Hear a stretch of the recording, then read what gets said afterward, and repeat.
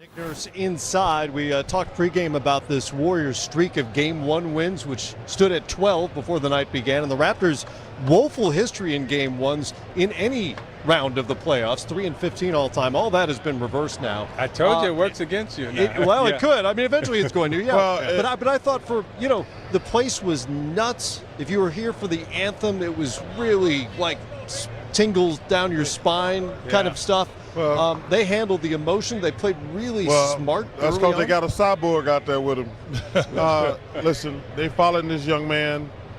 Siakam was obviously the key to the game tonight. But as we talked about in the pregame, when you have, like Danny Green just said, he says, "Oh, we feel pretty good. We got Kawhi." Yeah.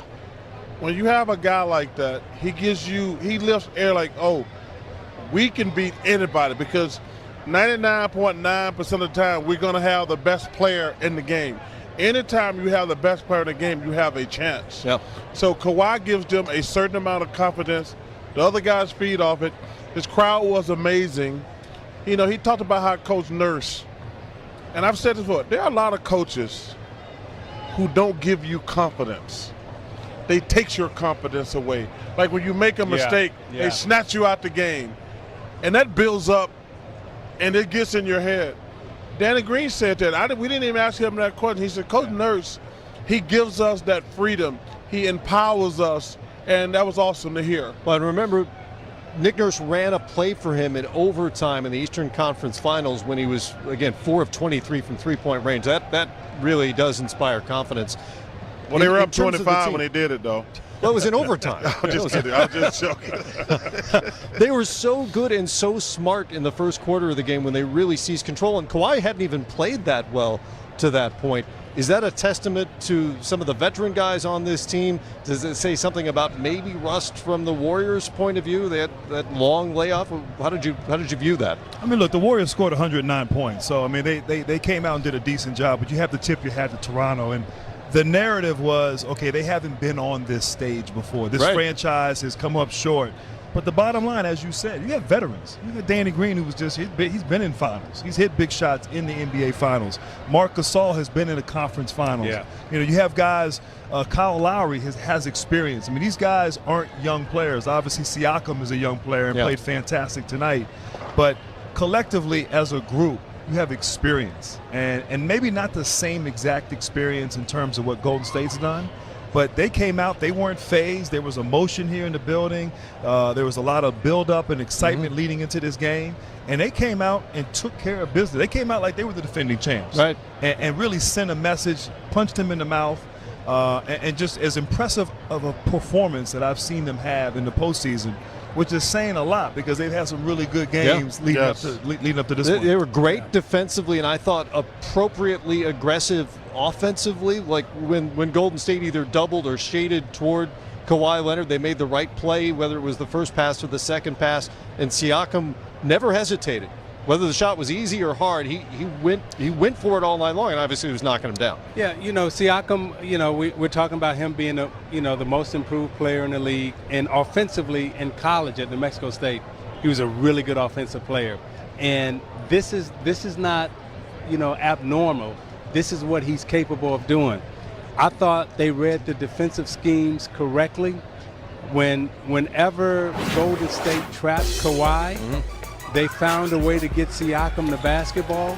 And Draymond Green, who normally plays like a middle linebacker, reading everything, he plays off people. I didn't think that he gave Siakam enough respect early in the game. Consequently, Siakam got open. And once he got confidence, he really got to rolling. Yeah. And once he got to rolling, right, now you watch him here, he's getting wide open warm-up threes. And these are the type of things that really get you going. He's open in transition, great transition player, finishes at the rim, get down, left hand finish, right hand finish around the basket. And once he starts doing this stuff, right, now you got the Euro. I thought when Draymond tried to shut him down, Siakam had got too much confidence and it was difficult for him to stop.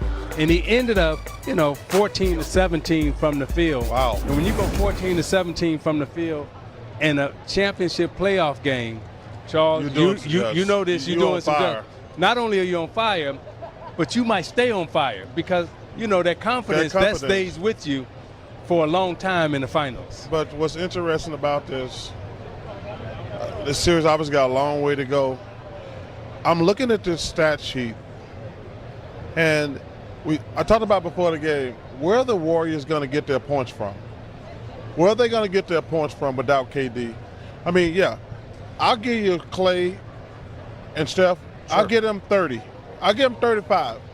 That's only 70. Like, all these other guys are good players, but they're not scorers. Right. So you got to wonder, like, how are they going to score enough points to beat this team 4 times in a week? And I thought one of the reasons I picked the Raptors was because of that. Like I say, Clay and Steph got to play like hell's out. You know, they got to go. They got to ball. They got to do it. They got to play like what?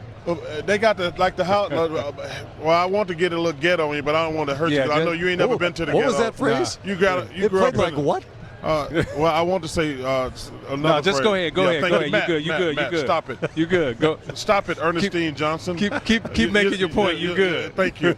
But, you know, you wonder, because you look at all these other guys, there's no guy on this list that you say, he can get me 20.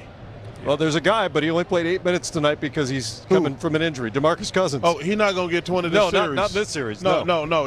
Hey, listen, I have a rule on I call it the Michael Jordan theory. Michael Jordan came back in the playoffs and couldn't do it. Nobody can do it. He can't. Like, you don't just walk off the street and just play against after NBA 6 weeks. After 6 weeks, because obviously, if there's something wrong with your legs, you ain't running in conditioning. As you notice, if you watch the game, and I be watching for solo things, he was trying to pass the ball. He was.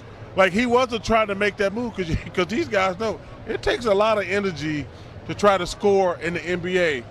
And he was conserving his energy. He's like, I'm gonna make passes. He only took 2 shots in 8 minutes. And both of those were like little jumpers. Yep. Because he didn't want to extend his energy level. Right. Well, I agree with you, Chuck. I mean, scoring is going to be a problem, and maybe they have to shift their strategy in the sense that they have to focus on their defense. And I thought tonight they had such an emphasis on Kawhi Leonard. Yeah. That the rest of the guys were open and they took advantage of it. And I don't know, maybe you stay at home with the Danny Greens and the Gasols and you play Kawhi straight up. Do you make Kawhi prove his legs are healthy? I think so. Maybe that's the adjustment you have to make if you're Golden State. Because, look, you're right. They may not be able to go out and score 120, 130. It may be, okay, hover around 100, 110, and let's shore things up on the defensive end. Because I agree, offensively, I don't know if they can match this type of scoring effort from Toronto that we saw here in Game 1. By the way, what year is this? The Golden State can't score?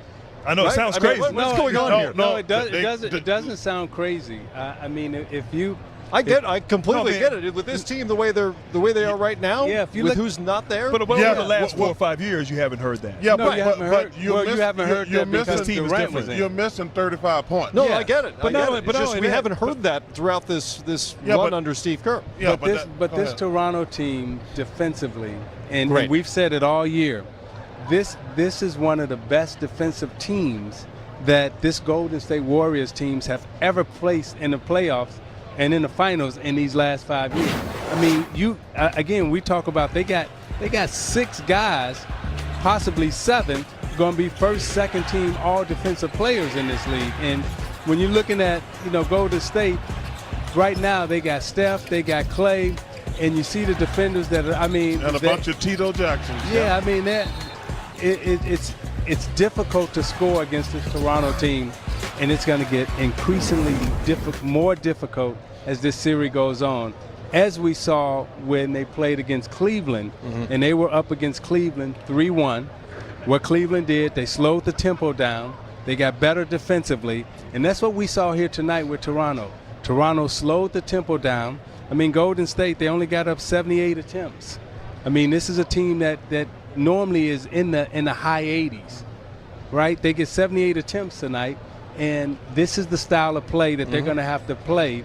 And I think Toronto is better at this tempo, defensively and offensively, at this tempo than Golden State is. They're 12th out of the 16 playoff teams in terms of pace of play. This is exactly the way they want to play. And what you guys are saying here, and it's easy to overreact after one game. We do this every year, right?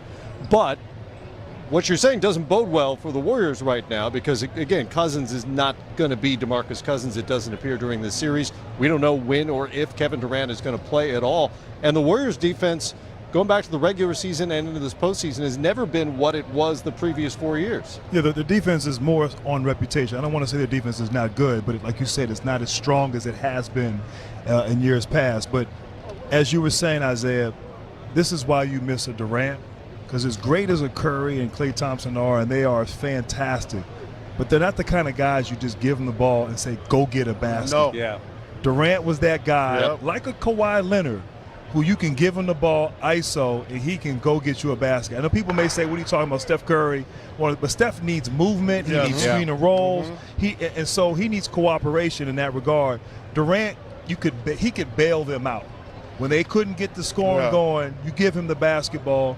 He's going to get to the mid-range, get to the free throw line, hit tough shots with his length, and they don't have that right now, which is troublesome. I think that sometimes people there's a lot of really good players in the NBA. All NBA players can play, but there's only a handful of guys where you say, "Hey, here's the ball.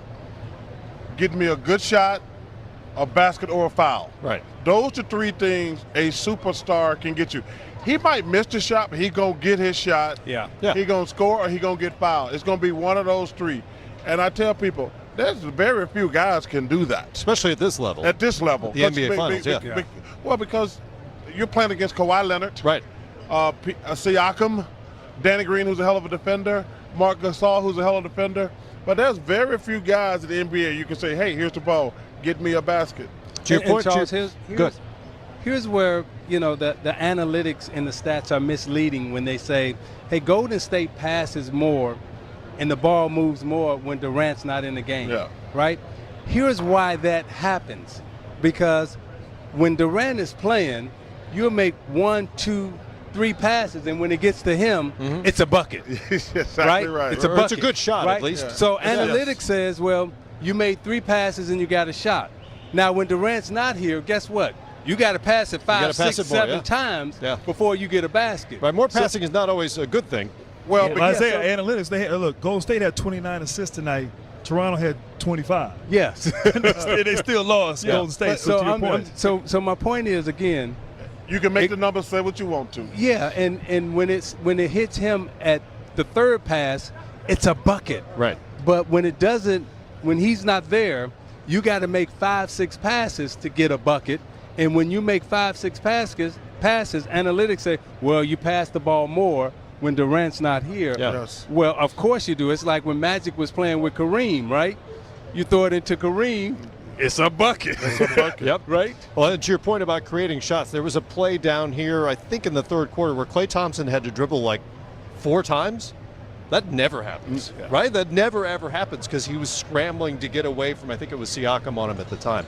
We're going to take you inside against Steve Kerr at the podium after a rare, almost unprecedented Game 1 loss.